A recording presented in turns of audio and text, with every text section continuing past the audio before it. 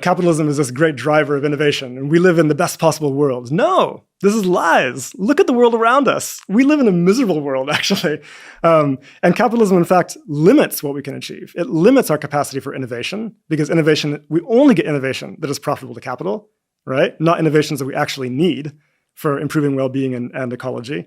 And it limits what we can actually do with our labor. We know what we need to be doing: building the houses, building the renewable energy systems, building the public transit. But we are not permitted to do those things, even though we have the capacity to do it, because we don't have control over our productive capacities. This is crazy. For capital, the purpose of production is not, in fact, to meet human needs or to achieve social progress, much less any ecological goals. That's not the objective.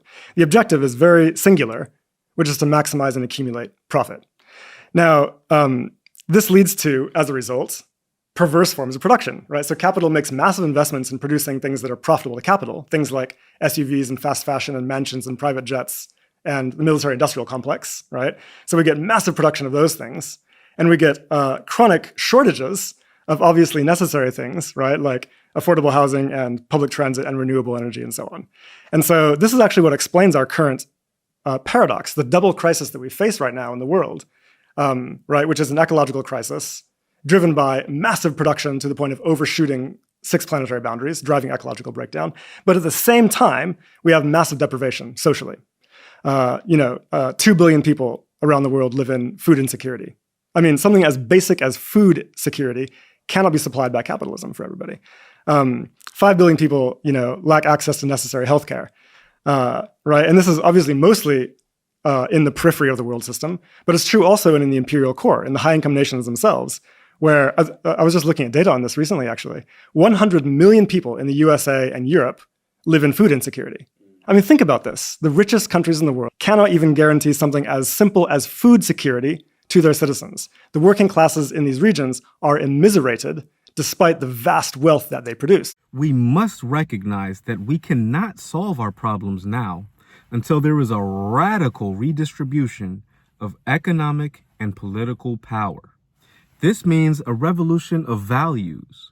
We must see now that capitalism has clearly outlived its usefulness. Martin Luther King, August 1967.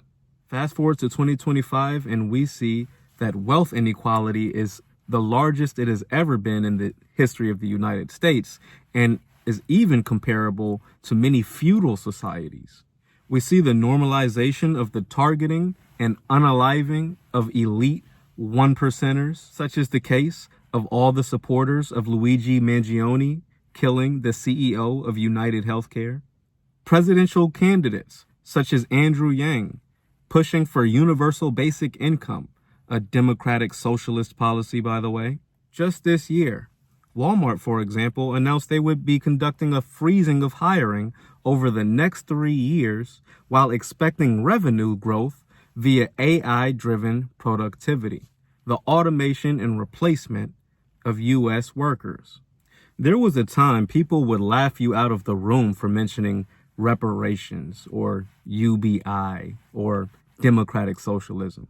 But we are currently living in a new American Renaissance.